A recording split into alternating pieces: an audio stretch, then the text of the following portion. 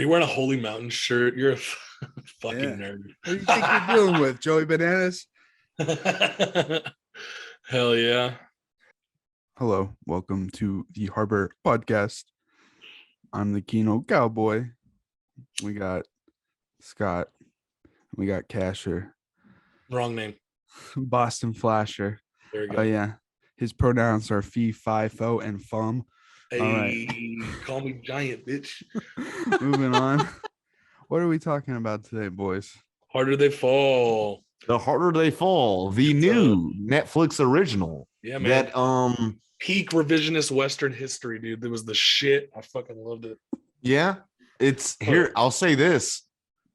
It was good for a Netflix original. I'll give it that. There you go. That's a good way to put it. That is a good way. I may have overliked it compared to you guys. Like I might That's have fine. You're free to like anything. But no, it's like you guys know the type of person I am and the type of movies I like. And that's the shit I like. Like fucking stellar music, fucking like badass cast, lots of really cool fucking action scenes, and like just dopeness all around. You know, it's they took a lot of characters, or real people, and completely like made a story that was unique and fucking dope as fuck. And I might have in my fucked up drunken state said that it was better than Django Unchained. By the way, I guess while it's brought up, I've never seen Django Unchained because I've seen the last 10 minutes of Django Unchained. Oh man. So which it ends about how I would expect, but it was on at our friend Ryan's house one time, so I just never got around to watching it because I'd already seen the last 10 minutes. DiCaprio's performance alone. Worth visiting, man. No, I know. I need to see. I want to watch it now. Yeah, that's the one that I thought that I was like real pissed off that DiCaprio didn't win the fucking Oscar for. Like initially, I was like, man, that's Oscar worthy for sure. But the Oscars don't like shit like that. The difference is that this is a all black cast with a black director. Yeah, it's not Quentin Tarantino's N-word pass, basically. Nah, well, you know. Tarantino makes movies. Real quick, I just want to point out, this is one of my hot takes. Tarantino makes movies so he can say the N-word in them and get a pass. Yeah, for sure. Yeah. That's not even, that's a cold take. That's not even. Like he comes in at the end as a random Australian dude and says the N-word. And then, like it's blown up. He dips. It's so he can see pretty feet and say the N-word, which who doesn't want to live that life? And there weren't a lot of sexy feet in this movie, so I don't know if it was as good as Django. But that's just me. Here's the thing. What I liked is that the film took itself very seriously. It wasn't like, because I thought it was just gonna be some silly blaxploitation movie. Yeah, it was absolutely, but it wasn't. It was actually like, okay, with the opening alone, I was like, all right, I'm in on this because that opening was very brutal. There is levity and camp in this movie. There's camp, but it's camp that doesn't have to wink at the camera. Right. If that makes sense. For example, I love most in the during the title sequence when he's in that church and he shoots the guy the scorpion on his hand. Yeah. He flies up in the air like 4 or 5 feet just from a revolver shot. Blood's so it does have that kind of like, it's a lot more subtle than I thought it was going to be. It has a bit of that kind of like splatterhouse, fuck campy violence to it a bit and stuff like that. And I laughed, but the story itself does take itself seriously. It takes the character seriously, and we'll talk about the characters in a bit, but tonally, I think it straddled a pretty good line. Yeah. I'm glad it turned out not to be a blaxploitation film. I was very happy about that because like I'm cool with those. I love movies like that. But it feels like I wouldn't say it would be like, I don't know, it just would fall short if it would try to do that. And I'm glad it just didn't try to do that, basically. Yeah, it's a Western. Yeah, it's a genuine Western. It's a genuine Western. Dope ass revisionist Western. I fucking dug it. Which the movie made me realize that I've been missing good Westerns, and we haven't had too many mainstream Westerns that have like stuck out to me. So. Yeah, it's been a while. It's been like True Grit was a big one, the remake. And then Bone Tomahawk was kind of had mild success with people outside of theaters. Yeah. I'm trying to remember what that movie even is. Bone Django Tomahawk is the shit. Yeah. It's a very like hyper violent like Western stuff. I can't remember who it stars. But it's like dude gets kidnapped by a bunch of Native Americans and stuff like that. It's pretty brutal. I think that's why it's got the cult following it does, is because it's fucking. You definitely have like neo westerns and movies with a western feel. Stuff like Hell to High Water. Yeah. If you've ever, that's kind of a neo western. I really like that movie. Justified. Obviously, No Country for Old Men. You got TV series they're doing it, yeah. But as far as traditional westerns, not really. And I'll be honest, it's not a genre I'm very well versed in. I'm trying to think. I've seen as far as full westerns, classic westerns I've seen, like this, True Grit, maybe if we count Blazing Saddles, I've seen that. But which I do, that's a western. But I like westerns a lot. I grew up on I haven't seen any of the Fistful of Dollars trilogy. I haven't seen a spaghetti western. It's just not a genre I grew up watching. It's not like a redneck piece of shit. So yeah, well, it's my papa, he would watch like comedies and stuff growing up when I was growing up, not westerns, or he'd stuff like that. Adrian, your grandpa was into westerns and stuff, right? Oh yeah, dude. Like a western movie. You've seen a ton of Bonanza. If anyone wants to know, my grandpa made a western. It was a western horror slasher film called Savage Fury, which we don't have the print to. Well, we have film reels. Yeah, we have film reels, but like the actual completed piece is like in the back of Turner Classic Movies archive somewhere. I can't find any details on it, and it's been really hard. So if anybody who's listening can find it, we'll shout you out on the podcast. Yeah. And I'll give you write a letter for you. I'll give you a $50 certificate to Cinemark. Who is that old guy? Is he still alive? The old guy who would introduce Turner Classic Movies? Can we like take him hostage? I'm sure that dude. You know what I'm talking about?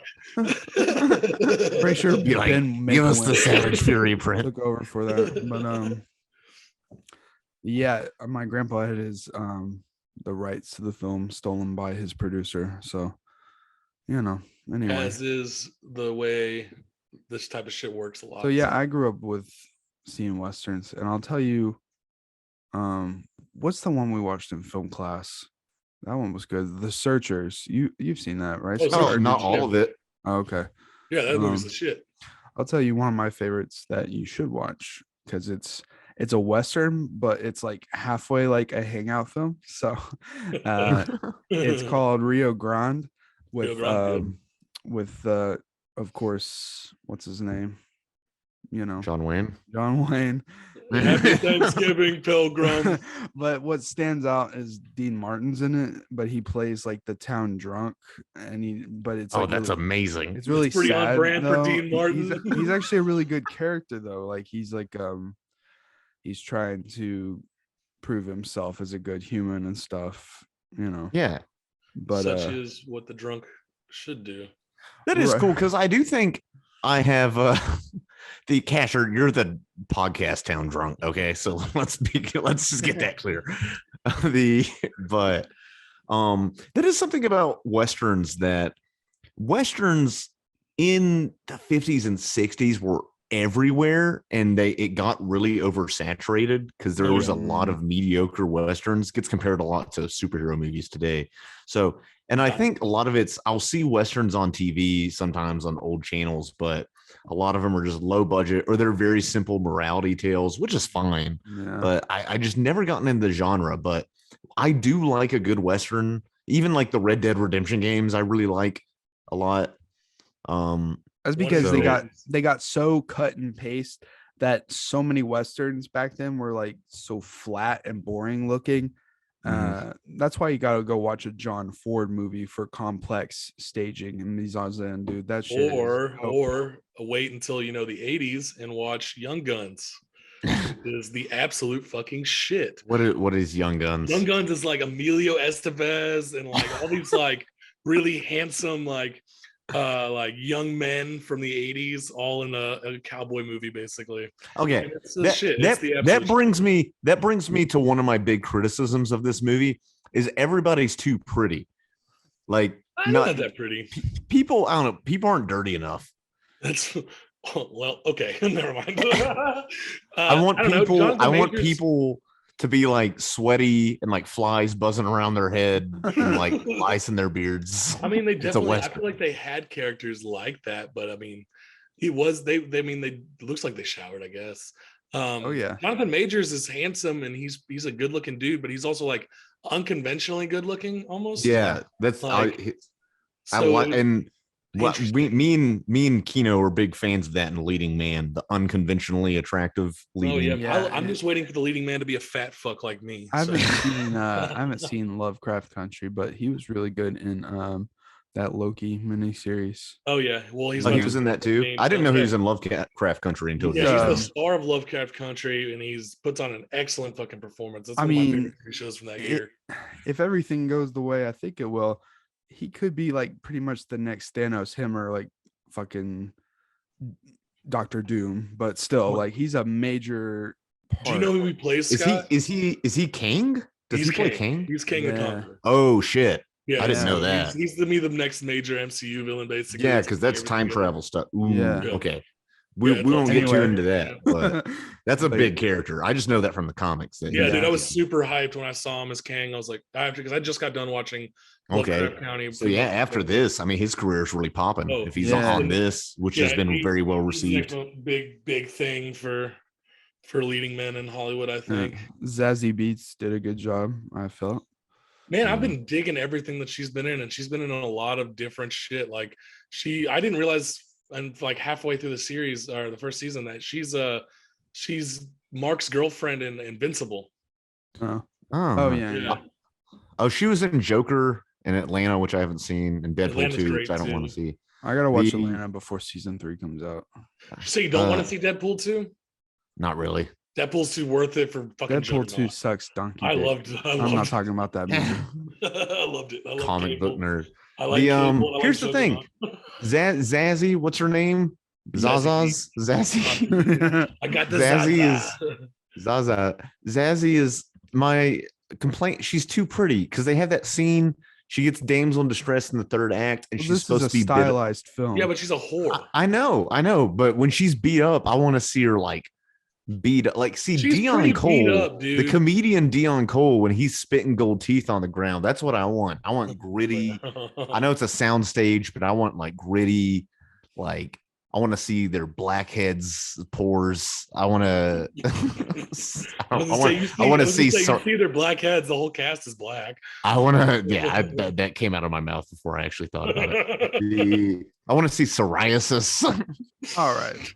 Yeah, let's get a leper to be the main star, Scott. That sounds like what you want. I would love that. Actually. Not everything has to be hard or disgusting. It can be, stylized. No, I really like Cash's idea of a leper western. Halfway through the set, their arm falls off. Like, dude, they try to. They're about to hang him, and his head just pops off, and he's like, "What are you gonna do?" I was gonna say, real quick before we start going on the characters, there's one other Western that we didn't mention before that came out like last year, I think. Was that Buster Scruggs Western the Coen brothers put out? Oh yeah, I didn't watch that. How was it? I heard. I loved it. It was a good anthology. It gave some really cool stories in the West. Definitely worth the watch. I'm also a Coen brothers simp, so I think we all are on this cast. Yeah, I love the Coen brothers. But yeah, as we're talking about those characters, we had Lakeith Stanfield in it too. Yeah, he crushed it. I've liked everything he's done. I'll watch anything except for that Death Note movie. That Death Note movie was fucking bad. Oh, I didn't see that shit. But he's been in everything he's been in has been a fucking banger. Like from Sorry to Bother You to like what. Sorry to Bother You is I preach that movie. And that movie's so good. If you don't know that movie, go into it blind and watch it.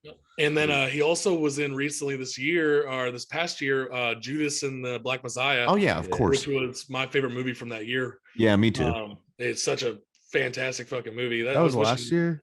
Yeah. I was kind of hoping that Daniel Kaluuya. It's been a year since our last Best of podcast, man. Jesus Christ. It's the end of November. That's fucking me up, dude. It's fucking me up too. Because Tiger King season 2 came out. I was like, why would they put that out? The first season just came out 6 months ago, and I was like, oh shit, that was last fucking March. It's the beginning of the pandemic, man. Fucking time is a construct. It's my time's gone all screwed up too. Jesus Murphy. Weird. And then we also had Idris Elba's in it, and Idris Elba's a banger in pretty much anything he does. Is it Idris or Idris? Either way. Idris Elba. I don't know. I say Idris. And everything. Tomato.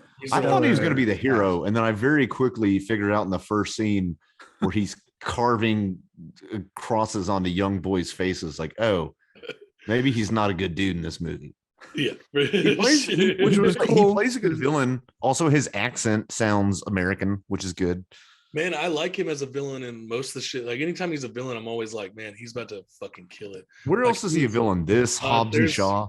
There's a there's a movie called oh my god, I cannot remember what it's called. Give me 1 second.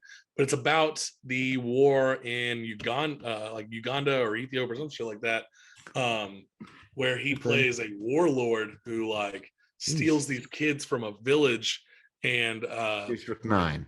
Yeah, raises them as District 9. It's not District 9. Okay. And he raises them as I am number 9 soldiers. It's really fun. A number 9 lodge. Stop. All right. It's called where is it at? Hold on, I'm finding it. Nope, you can't go on until I find it. Okay. It's called Beast. It's called Beasts of No Nation. Oh yeah, Beasts of No Nation. I've heard of that. It's on Netflix as well. That shit's really, really good. Yeah, cool. Speaking of Lakeith Stanfield, one of my for real though, one of my favorite scenes from movies of this year was in this movie, and it was when Cherokee Bill and everybody infiltrates that train, and it's got like the soldiers on it, and they have to free Idris Elba and stuff. I loved that scene. It was funny watching the fucking little like the younger soldier basically being like not wanting any smoke, like we're good, and drops the fucking gun after seeing everybody else get fucking shot up. It was pretty cool. Yeah, it felt really old timey too. You got a train robbery in a western. I fucking love train robbery. Yeah, but it was a bit different because you kind of had Idris as the Hannibal Lecter badass built up thing. Yeah. It wasn't, hey, let's get some banknotes. Well, you know what it reminds me of? There is an old video game on the Sony PlayStation 2 that is it's a Western game, but it's a vampire Western game, and it was what game is that? Pretty fucking fun. I can't remember the name of it. Okay. But the beginning of the game, you have to break into a train and free Dracula, basically. I kind of was hoping it would go that way. But I really enjoyed that scene. There were a few scenes that stuck out to me. Any scene where the young kid, I can't remember what his character name. Let me look that up real quick. I don't know. I'll be honest. One of my complaints, and it's kind of on me just because I'm so scatterbrained today when I watched it. I had trouble keeping track of people's names, but that's kind of any movie with this many characters. Well, yeah, there's a ton of characters in it. It was kind of hard. Also, your name isn't a name. Your name is Cherokee Bill. That's not like a normal name. Well, they're all, a lot of these are like historical figures. Like I know. And like Bass Reeves is in it. Bass Reeves is from where I live. Like there's like, which is they name drop Fort Smith in this movie. It's cool as fuck. I love that. But the Cuffy's his fucking name. The younger one that's like all gung ho wanting to shoot. Gung ho, yeah. I fucking love characters like that. But I knew the movie. I was like, man, I figured the movie was a little bit different than normal like action movie Western type shit. As soon as that motherfucker took a bullet to the dome, I was like, damn, okay, shit has changed. I was like, they're not holding back. People they didn't let him prove himself. Yeah, that was cool. I like that. Ended it. I get hype about that kind of shit. I like that. I like that the soldiers on the train, it turns out that they were pieces of shit who like killed for like silver. Yeah. Because they're white, man. I know, but you know what I mean? Like, it would have been fine for them to just kill these soldiers, you know, like, fuck it, they're villains, whatever. Yeah. But like, it made them more sympathetic. Fuckers too. Yeah. But still evil as shit. when Idris was like, kill everybody but the boy. That's it. I don't know why we didn't mention her. Fucking Regina King puts on a fucking hell of a performance in this. Yeah, she's good. She's been on a fucking roll lately, man. Like what with Watchmen, and then she has that TV show that's like, I think it's called like American Us or some shit like that. And she's just been fucking murdering every role she does. I'm happy to see that. Because, she was in Beale Street Could Talk. The first thing I ever heard of her in was on fucking Boondocks. Yeah, I didn't know that either, but she's Riley and Huey Freeman. It's like, so it's fucking dope to see. One of the big things I enjoyed most about the movie, fucking music, man. The music was on point at all times, pretty much. The score was good. It was tastefully anachronistic. It didn't feel like it didn't feel like it was trying to be anachronistic. I think they just tried to find the best song for whatever scene they were going with. And sometimes that was a modern song, and that's fine. Exactly what I was going to say, because sometimes movies don't pull it off and it just doesn't really fit, or it's too like forceful. Great Gatsby. Gatsby. No, I like it in Great Gatsby. I fucking hate that Gatsby movie. That's a one movie I fucking really don't like. That director is hit and miss, but I rewatched The Great Gatsby a few years ago. I was like weirdly surprised how much I enjoyed it. Fucking Flux Pavilion. They used Flux Pavilion in that fucking movie. I think I know. I was working at the movie theater at the time, and every time I'd hear that, we'd be like ushering and everybody'd stop and they just start fucking raving for a second and then go back. But I thought the use of music was unique. Like it didn't just stick. Like, you know, sometimes you're like, oh, they're just gonna be playing fucking it's hip hop cowboys is what they're gonna do. But they put like reggae music and really dope fucking like jazz and blues and stuff in it. And it felt like it was, you know, this movie's kind of in a celebration of Black history and the kind of untold, and you kind of can reflect that through the music by showing reggae and like jazz and like older genres of music, not just like, hey, let's put Old Time Road in here because it's cowboys and it's pop. Oh man, they should have done that. Why'd they have that dude play fucking Cuffy? No. It should have been Lil Nas X playing Cuffy, dude. I was thinking the whole time, like, is Lil Nas X gonna show up in this movie with Billy Ray Cyrus? Okay. Now, I like this movie. We just said earlier that it doesn't wink at the camera too much about anything.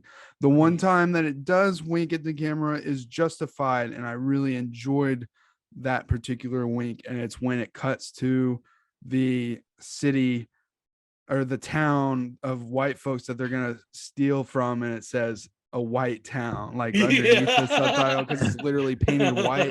I was like, that's nice. Yeah, like it's that. Fucking good. That's kind of, and then it's like, the entire town is painted white. Yeah, everything's white. So good. It's so good. It's I feel like the movie built to that. If you had showed that in the first 20 minutes of the movie, I would have been like, F this is lame. Right? But if you show that an hour and a half into the movie, I'm already invested. Yeah. And that's an important, scene. It's meta. I guess they go to the white town. What becomes of that other than them getting the money? My biggest complaint about the movie is that their escape from that town is cut short. Because the sirens go off and I'm like, oh shit. Yeah, what the fuck's about to happen? It would have been cool to see how they got out and stuff like that. Well, that is one of my things. This is still a Netflix movie. It's definitely more cinematic than most Netflix movies I've seen, but it is a Netflix movie, and it does feel like certain scenes seemed rushed, or they seem like there's some padding in this movie. For example, they get that money.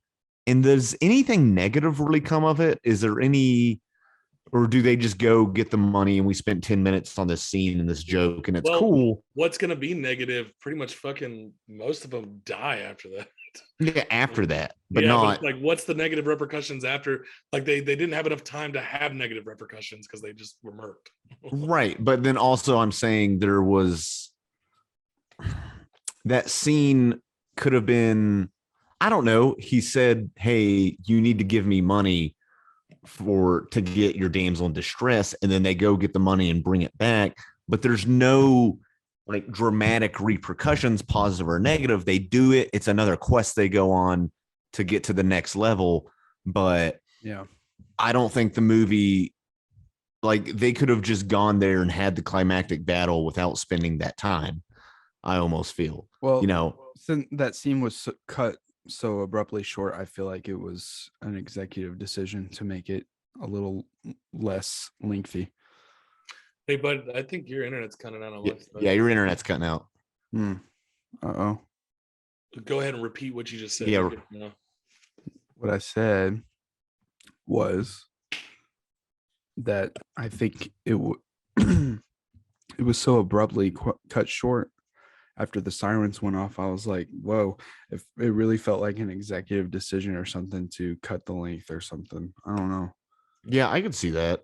Well, maybe they'll release the director's cut or something. We'll get a Snyder cut. Not all Netflix movies are directly set up by Netflix. A lot of them are bought by Netflix at festivals. So they might have, I don't know which one's which for this film, but it could have been bought at a festival. Let's see if they know what cut down a little bit or something. But so I do feel kind of bad. Of the film. I do feel kind of bad when we were always label shit. I was like, oh, that's a Netflix movie, but it's like not always. Sometimes they're just. Yeah, I was gonna say I've seen a lot of really, really high quality movies from Netflix as well, though. Looking at the production here that's showing on Wikipedia. Shout out to Wikipedia. The film was announced July 2019, and Idris Elba. Blah blah blah. Let's see, Jay-Z was the producer. I guess maybe they bought it from fucking Jay-Z and them, but it doesn't say anything on whether or not Netflix fully produced or not. No, and I will admit that because Adrian's right, and I did know that, but that is something Netflix, you kind of get a stigma, but they are just buying up stuff in the content wars as they have way more competition now. It's a like shame Paramount Plus. I feel like that movie could have done well in theaters if it was advertised right. I think it could have. It would look good on the big screen. If even if it had like a 1 month limited release and then was on Netflix or something like that. It received a limited release on October 22nd, 2021. Really?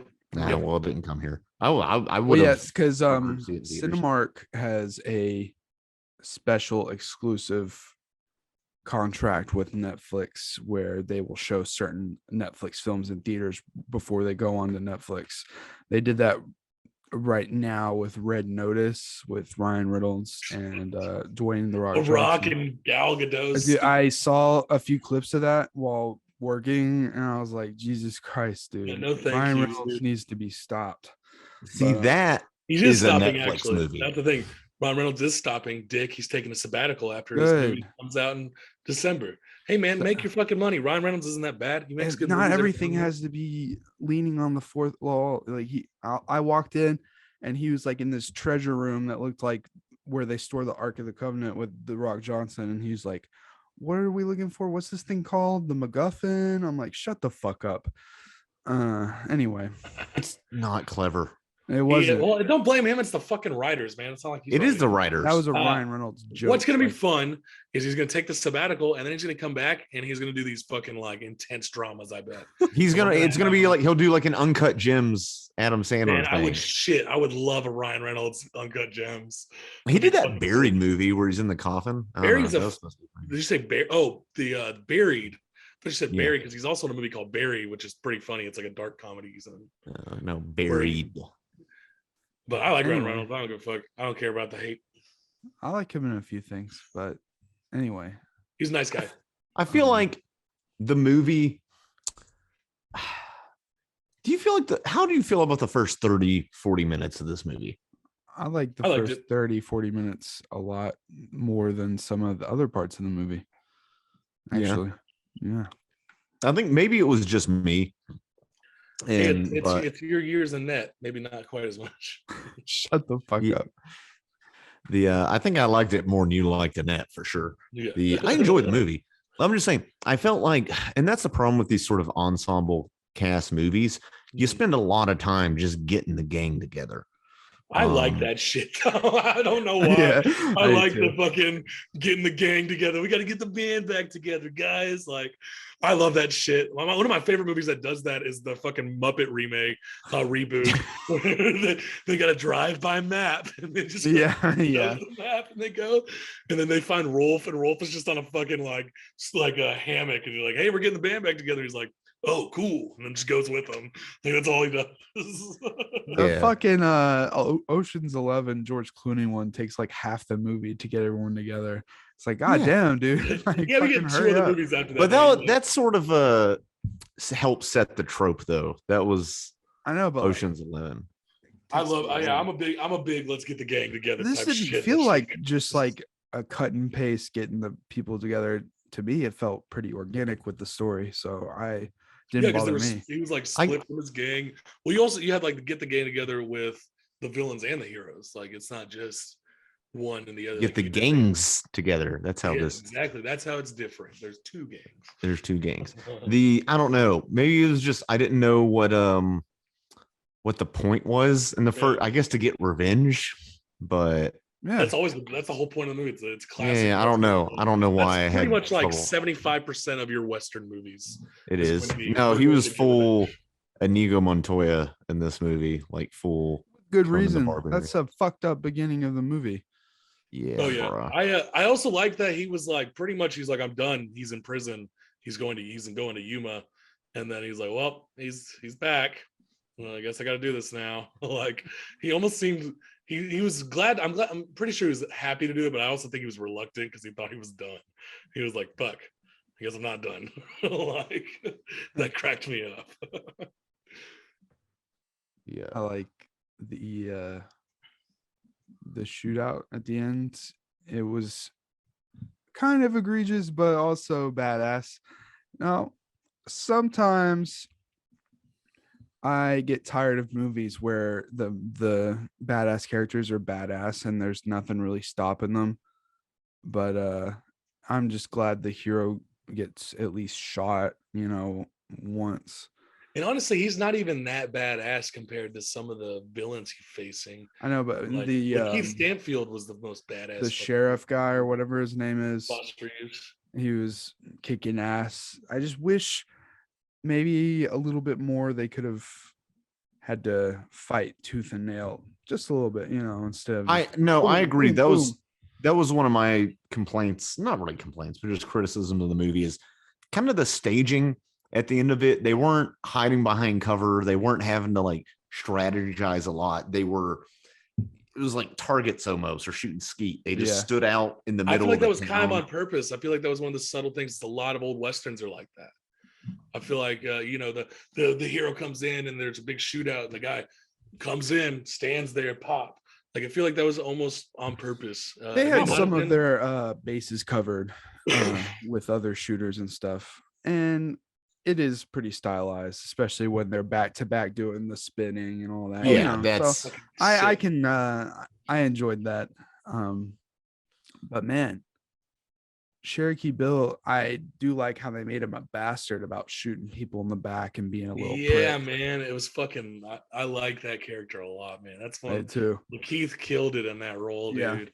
Yeah. Again, he's just fucking killing everything he does. He does. It's nice to see. It's nice to see a movie led by an all like person of color cast, and it not be like gimmicky or something like that, like they used to be. Yeah, or pandering. I used to like the old movies that you would see like that were always just like designed just to pander to one audience, and now it's like with like, especially with like recent directors being like, I'm only going to cast POCs because we've seen the white man in the lead role way too many times. We've seen that story. It's nice to see that shit's working out, and like we're getting some pretty cool art, like really badass fucking pieces of media coming out. Yeah, dude. I love to see it. We love to see it. we support diversity. Us three European descended men on this. Hey man, I'm native. No, native what? Man, my grandma told me I'm Native American for my whole life, and that's what I believe. You're the real Cherokee Bill, huh? Okay. But it was cool to see. It was also cool to hear the name dropping of fucking Fort Smith. Fort Smith. Fort Smith is well past its glory days, if you can ever have. Yeah, I was about to say, what are they gonna? They're gonna take, like, I don't know, take him to Fort Smith so he can smoke salvia out of an aluminum foil pipe. Yeah, pretty much at this point. If y'all are, if anyone out there is looking for cinema in relation to Fort Smith, you can watch Moonman, where the finale of the movie partially takes place. On the Trail of Tears. It was done on the Trail of Tears. God. Yeah, Moonman. That was good. I enjoyed it. I'm thankful it came out, and it's Thanksgiving, so I'm thankful for a lot of things, but I'm thankful that remake this movie but with characters from the mooring line, and it's all just the post-human in every single role. The post-human would be Idris Elba's character, and then the midman would be Cherokee Bill, et cetera, et cetera. Damn, are you about to dreamcast this movie? Anyway, oh shit, that's funny. I'm glad you made me watch this because I wouldn't have watched it on my own, and I needed a fresh Western in my life. So that's cool. I too. It was a Western. It was a Western kind of Thanksgiving. Yeah. I feel like the lighting was a little wonky in the movie at places. Do you think it was kind of flat? Yeah, flat looking. Yeah. But sometimes I was able to get set over seemed it. a bit bare. I wonder what the budget for this film was. That's what I'm wondering. I'm looking it up right now. Yeah. It was. Well, good chunk has got to be for the. Does it not have the budget on Wikipedia? It might have it on Box Office Mojo. Checking right now. Sometimes if you can even trust that. Sometimes that's the thing. Netflix how much does it. How? Yeah, if it was Netflix produced. Oh, it was 90 million. 90 million? Yeah. God damn. A lot. I mean, well, think of how much of that goes to the cast. Yeah, but listen, the director, his name's like James Samuel or something like that. That was his first feature film. Yeah, that's pretty cool. That's nuts. That's awesome. that's a good start. Yeah, man, that's for cool. Sure. And I feel like a lot of these people like on this list probably would have joined this for less money just because it's kind of groundbreaking in what it is. I mean, it's the first like all principal cast of Black people doing a Western. I thought this was like a $30 million production. Wow. Crazy. I would have guessed lower than 90. Yeah, I would have said probably about 50 to 60. Netflix has been pushing this pretty hard. I mean, but it's got good word of mouth. Another friend of mine recommended it to me, and then you said we should do it for the cast. Well, I was like, the funny thing is, my buddy Kyle Watts, shout out to Kyle Watts. He hit me up like a couple weekends ago, and he was like, "Yo, The Harder They Fall, fucking watch it." And I was like, "Oh shit, I forgot that even came out." And then I was like, "Okay, I'll mention it and we'll watch it, see if we can do it for the podcast." And then now here we are. I was watching, I was like, did Casher recommend this just because they talk about Fort Smith? I don't have any pride in this city. Why the fuck would I do that? I don't know. There's not enough meth smoking in this movie for it to be truly about Fort Smith. Yeah, good shit. I'm excited to see what else comes from Netflix in the future. It's cool to see. This is like a budding little company. Well, I mean, their budgets are getting bigger and bigger for films, I think, especially after reading the 90 million. Like, it does make me wonder how are they making a profit on some of this stuff. I know they got deep pockets, but how much of it is venture capital? I know they got good subscriber numbers. It's just weird, the economics of streaming, because I know you make stuff to put on your platform so people subscribe and stay subscribed, and you get that. So I guess it's the same as, I don't know, what is it for Netflix? My parents pay for it, so I don't know what. Like it's like $11.99, I think. Yeah, it's like initially it was like $7.99. Now it's $11.99. Yeah, so $12 a month. That's a movie ticket. Yeah. So, and you're buying 12 movies. I'll be right back. I got to take a piss. I don't know. Sometimes the economics of streaming, definitely on these newer streaming services. Here's the thing, Scott. Let's say 350 million people use Netflix. That's $11.99 a month. That's $4 billion a month in revenue. So I think they're good. They're good. They're good, even after taxes. Although corporations in America don't pay taxes, so they're good.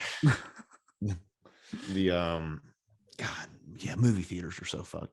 I do wonder, some of these, obviously they have deep pockets, but some of your like Peacock and Paramount Plus and some of these like C tier, Crackle. I don't know how Crackle makes money. I don't know. I have no clue how that happens. And stuff like that. Yeah. Did you just pee? Yeah. Dude, that was fast. It was a quick piss. It's not an Austin Powers deal, Scott. It doesn't take long. But, so I want to say this about the budget stuff. What I was reading there is that Jay-Z was a producer, so he must have put he's got a good amount of money. Cash. Man's a fucking leader of the Illuminati. All the jewelry in this movie wasn't props. It was just jewelry. They were all loaned out. We were talking about Netflix and streaming services. Yeah. Red Notice actually got a fair amount of people in the theater. I heard Ghostbusters Afterlife is going to be. Well, I'm talking about Red Notice because it's a Netflix movie that got limited distribution through Cinemark. A fair amount of people went to see it, so that's funny. I don't know. You wouldn't expect that, especially in Arkansas. I know most Arkansas people are not moviegoers. Yeah, but it's The Rock and Wonder Woman and Deadpool. So that's what you're. God, I wish it was actually that. I wish it was. It was just that's 10 years from now. Wonder That's how Woman, everything. The Rock as himself. That's how almost everything is now. It's on its way. We'll say this. I think I'm happy to see that these streaming companies are taking chances on a lot of things, and which they have been for a while. But we're getting stuff that otherwise I don't think would be on TV or in movie theaters. I also think that's one thing. I think competition begets innovation. And I think because Netflix does have more competition and they all have more competition, they do have to kind of take more risks. Yeah. And make some more banger shit that's just premiered, in the past month on like a few of these streaming services. Like we had the League of Legends TV show, which I heard that was really good, which got wildly rave reviews. I heard it, dude. It's excellent. I finished What sucks is if the reviews are right, it's the best adaptation of a video game there's been. And I hate that it's freaking League of Legends of all things. I say that too, man, because I don't play the game, but the lore for League is incredibly fucking good. The lore for League sounds cool. It's just League players. It's not even the game. It's just people who play the game. You guys should check it out. Arcane's the shit. It's got a really unique fucking like art style. The music's on point. The story is heartbreaking. But then we also got I think just premiered Wheel of Time series just premiered this past weekend, which is fucking nuts for people. Well, it is crazy. We're getting a Wheel of Time series. Yeah, how long is that going to be? I'm never going to read those novels. So it's going to be 25 seasons. I'm going to probably peep those either tonight or tomorrow, just because I'm curious. Because I'm down to get into some more fucking high fantasy TV shows, man. I love that shit.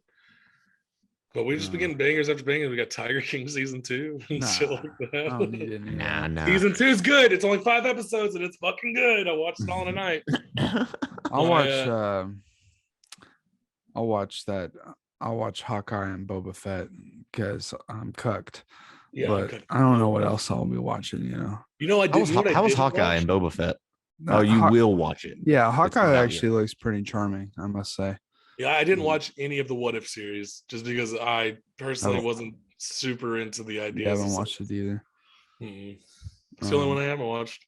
I'm not gonna watch it. I don't even know if I'm that interested in Mando season 3. But I am. I'm excited. I don't know. They just casted Sabine for Ahsoka. That is interesting. Hey, dude. I don't know. Shit's happening, bro. I'm trying to not be Disney cucked either. It's hard not to. As soon as they put anime on there, it's Dave Filoni doing a direct sequel to Rebels, live action. You're right. Yeah, dude. It's gonna be lit. Do we have anything else to add or analyze about Harder They Fall? Why does it always end with fucking Star Wars, dude? I'm sorry. Yeah, it's she must are disgusting man children. So I guess if we're done with that, you guys want to talk about movies we're thankful for since it's Thanksgiving week? Sure. I don't movie. What does that mean? I'm thankful for any movie that's good. That's so stupid. What? I'll tell you what my favorite Thanksgiving or fall-ish movie is. I just rewatched it 2 weeks ago. Fantastic Mr. Fox, bro. That is quintessential. That doesn't get that's peak fall atmosphere. Yeah, it's very like full of all vibes. I don't know any Thanksgiving fucking movies really. Planes, Trains, and Automobiles. Yeah. Yeah, that's fair. That's a great fucking movie too. Yeah, no, fuck this thankful part, man. I don't fucking know. I'm glad we did. It was your idea. Yeah, I thought about pushing this out, but I don't know, man. If y'all want some shit to watch over Thanksgiving, if you're listening, yeah, watch Fantastic Mr. Fox. The Harry Potters are always good to put on because those are always on around that time. Football. The original 2002 Spider-Man has a good Thanksgiving scene in it. You know, those are my picks. We used to watch this is on the Tale of Westerns. We used to watch what's it called? Lonesome Dove around this time every year. Which is that's my dad's favorite like form of like TV movie ever. Fun fact, my dad was gonna name me Gus after one of the cowboys there. It was either that or he's gonna name me Festus after the Gunsmoke Cowboy. So I'm glad my dad was in Korea. How about this? What's the best movie you saw Thanksgiving break as a kid? God, I don't remember seeing very many movies. I don't know. I've deleted all of my school year memories from the trauma. No. The day after Thanksgiving in 2004, we went to see the Spongebob movie, which I had been looking forward to for a year. And man, it delivered. That was a very good memory of mine. I went to first time I saw that, I was with Jeremy Floyd for his birthday party. Shout out to Jeremy Floyd. Yeah. And we went and saw that movie, and that movie was the shit.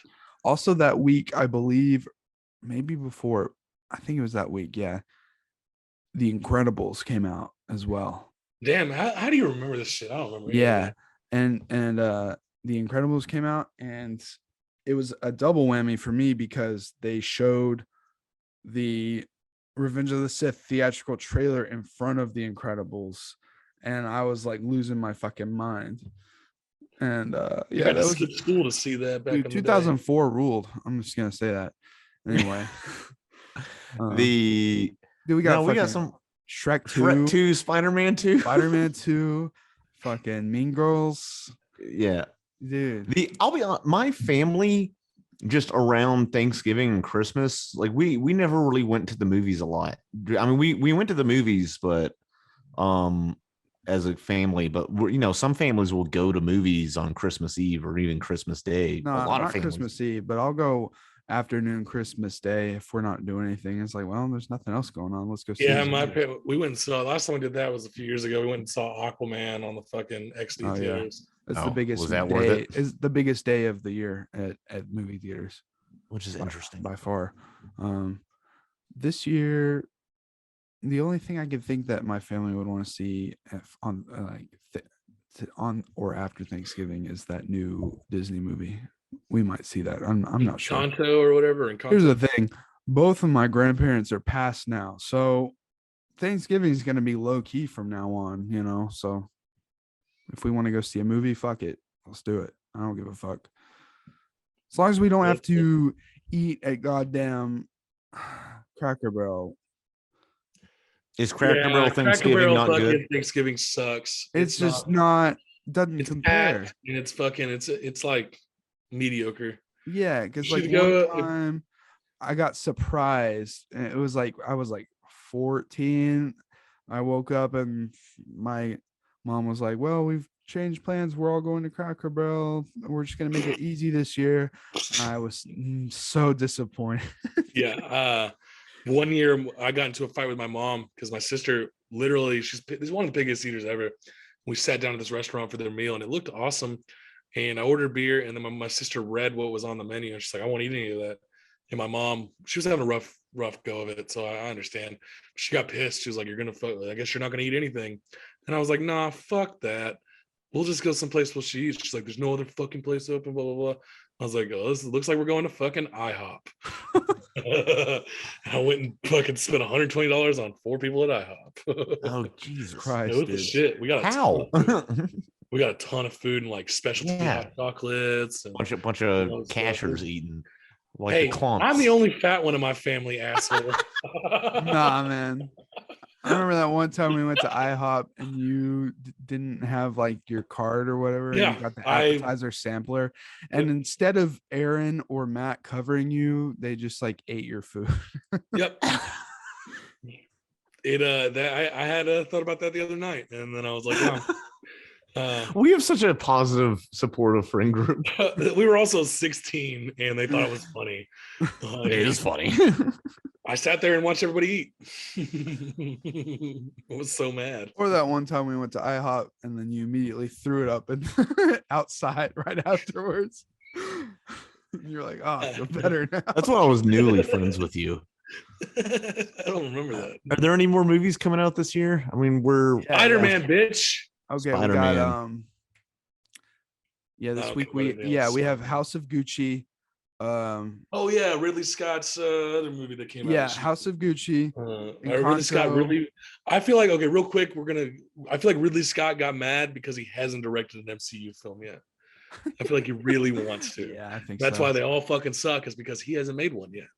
Okay, either way, yeah, we got Ghostbusters, which just came out and is actually doing decent in my theater. I've heard it's actually pretty good. No. Here's what I have heard about it, is that it treats the original film like holy text instead of what it was, which was a goofy situational thing where 4 dinguses have to like accidentally save the world from extinction. What's wrong with recognizing it as holy text, dude? Ghostbusters. And well, they do the whole Force Awakens thing. I mean, it works with Star Wars because that's a myth, it's like a galaxy far, far away. With Ghostbusters, it's like, dude, it's not the same at all. In fact, I kind of want us to do Ghostbusters cast so we can talk about the Force Awakens effect in detail. I'd be down to go see Ghostbusters next weekend before the cast. I didn't have any interest in this film, and then I started reading about it, and then I started hearing people talk about it when they come out of the theater. I was like, this is interesting. For better or for worse, it would be an interesting movie to talk about because of that effect and how some movies can pull it off and how some can't. I like the idea of the Ghostbusters as a holy text a lot. It's just a thought. When really we all know Ghostbusters 2 is the holy text. No, true. No, it's the Ghostbusters animated series, dog.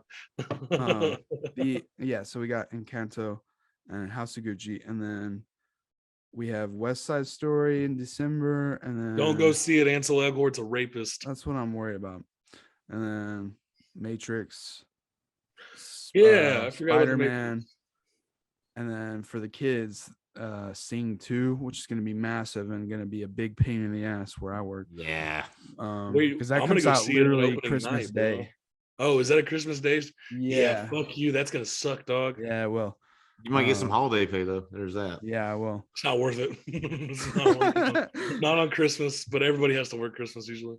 I'm gonna see if I can work the afternoon though, and not the morning, because I'd rather spend that with my family, Yeah, fuck me for when I spend Christmas with my family, Yeah, screw you.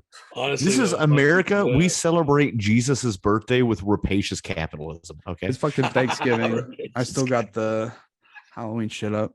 Thanksgiving. I'm sorry. Thanksgiving is when the Pilgrims had communion with the Indians. I don't know.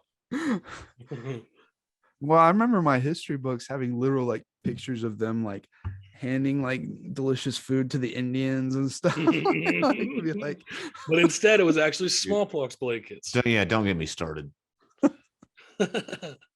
That's so wild to me now that I think. No, you don't get me started, Scott. I'm native. You're not. They had like an actual like picture in the history Casher, if you're native, I'm freaking Lakeith Stanfield. Okay. Then I am Mickey Mouse.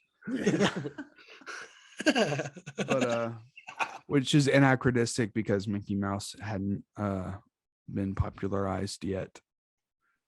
Anyway, I don't know. Maybe that guy. This is a very small line from Indiana Jones and the Last Crusade. Maybe that guy was just a huge Disney fan, over there in the Austrian countryside. Well, yeah, he's a Nazi. What do you expect? I did not see that coming. Anyway, happy Thanksgiving, Pilgrim. It's John Wayne at the first Thanksgiving, Pilgrims. That's a classic. I'm not gonna do a John Wayne impression. Yeah, I definitely want to. I want to see. I am bummed out because working in the movie theater, I don't feel like going to the movies anymore. It sucks because I want to see Eternals. I want to see Spencer, French Dispatch, and now Ghostbusters because I could watch it for free. But here I am not doing any of those things. So hey, welcome to real life. We'll see. I do want to see House of Gucci and Encanto, so I'll see those for sure. But yeah. Anyway, thanks for listening, guys. We'll see you next week, Arena.